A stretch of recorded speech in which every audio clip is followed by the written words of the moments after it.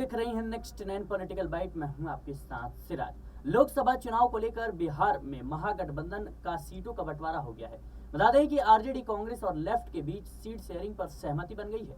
सबसे ज्यादा सीटों पर लालू यादव की पार्टी आरजेडी चुनाव लड़ेगी। हालांकि पप्पू यादव को बड़ा झटका लगा है। आरजेडी के हिस्से पूर्णिया सीट आई है और आरजेडी ने पहले ही बीमा भारती को अपना उम्मीदवार घोषित कर दिया था। कन्हैया कुमार को भी बड़ा झटका लगा है। बेगूसराय सीट सीपीआई के हिस्से में आई है। इतना ही नहीं, आरजेडी के खाते में वो तीनों सीटें भी आई हैं जहां से पहले कभी न कभी पप्पू यादव या उनकी पत्नी चुनाव लड़ी, और इन सीटों में सुपौल, मधेपुरा और पूर्णिया के नाम शामिल हैं।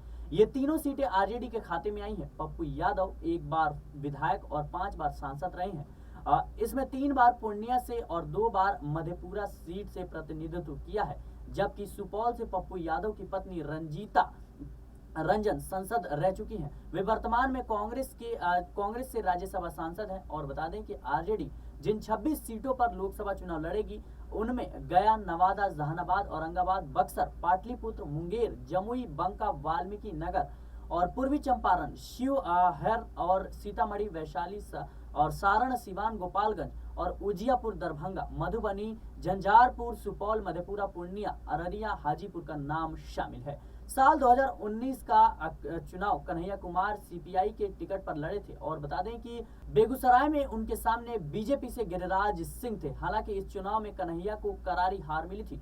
उसके बाद में वे कांग्रेस में शामिल हो गए और सीट बंटवारे में एक बार फिर यह सीट सीपीआई के हिस्से में आई।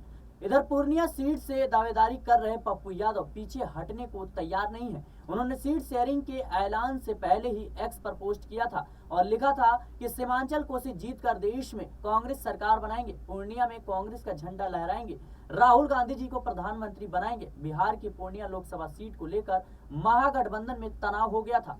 राजद ने कई सीटों पर अपने उम्मीदवार उतार दिए थे। इनमें से कई सीटें ऐसी थी जिन सीटों पर कांग्रेस की नजर थी, यानी वहां कांग्रेस की जो दावेदारी थी वहां पे पेश हो रही थी। लेकिन इनमें औरंगाबाद, बेगूसराय, कटिहार, सिवान और पूर्णिया सीट के नाम शामिल थे।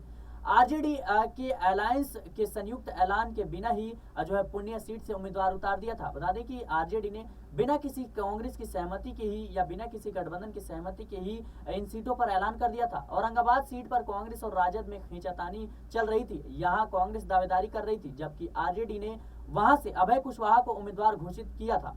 बता दें कि दरअसल राजेश रंजन उर्फ पप्पू यादव पूर्णिया सीट पर लंबे समय से दावेदारी कर रहे थे। वे लगातार वहां एक्टिव थे और लोगों से मुलाकात कर रहे थे।